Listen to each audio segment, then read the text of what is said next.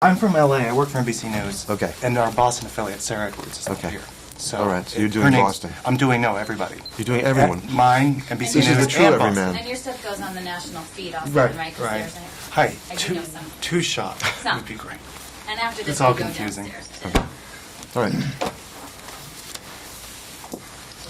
Okay, great. God, it's hard to almost form questions for this movie because it's. Do you understand? Has that been happening with other journalists?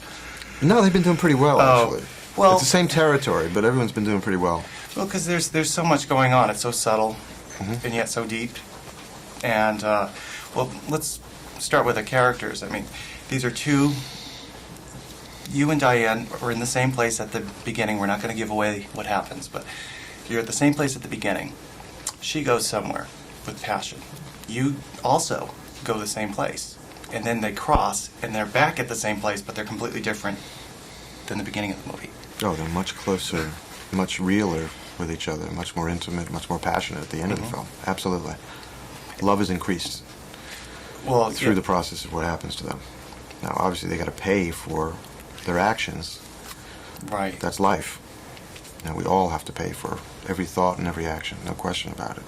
But in this case, they ended up in a emotionally, spiritually, ended up in a better place. Well, yeah, I see what you're saying. Not physically, no. No. Which we won't talk about because we don't want to give away. That happened at the Mothman Prophecy. We couldn't talk about the movie because there's suspense there, you know. Also, it's also a movie about revealing passions and people that are sophisticated. You think everything is going perfect. There's really no hidden agendas in either No, one. we went to great lengths to really show these people as we saw them, which was, it's a functioning family. It's not dysfunctional. He's not a drinker who's a wife beater, and there's no reasons, obvious reasons, for why this happens. Clearly there are reasons, in that they both have much more to learn about themselves and each other. But it's not because they're dysfunctional. I mean, certainly they're like 99% of the good marriages that we know. It wasn't there was no formula set to this movie that way. No. It wasn't like, okay, you're gonna not like him, so you'll like, you know. No, I think we were working from a much more existential place. The wind was blowing. If the wind hadn't been blowing that day, things would have been different. Exactly. But, what attracted you to that? Well, you read the script. When you read the script, it's different than Adrian, of course, pays so much attention to detail. And this, I don't know if you can see that in the script. But, Well, I'm looking for a lot of things when I read a script. First of all, I just want to be like a reader, like a kid. I want to be drawn by the story. If I'm not, if it's a struggle to turn the page, we're in trouble. It's a non-starter. Beyond that, obviously, are these characters that resonate with me as an actor? Because if they don't, I can't play them. There won't be anything there. It'll be dry. So certainly I could resonate my own emotions and my own life with this character, certainly now, much more than 20 years ago. Because now I have a terrific relationship with a wonderful woman. We got 2 kids, and I got a house and cats and a thing, and we got a life.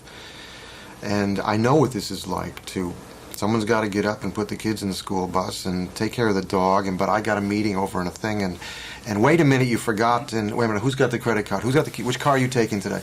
That's life. That's what we wanted to set up in the beginning of this film. I think quite successfully by Adrian, of giving not the blue velvet sense. That if you scratch the surface, you're going to find maniacs here, literally worms underneath the surface of the ground. There are worms there, but not the obvious kind.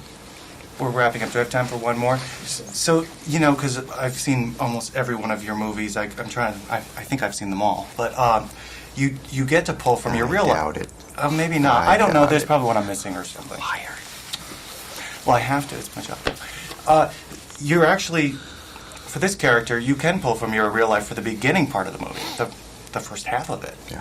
which you don't usually get to do in almost all of them. You do?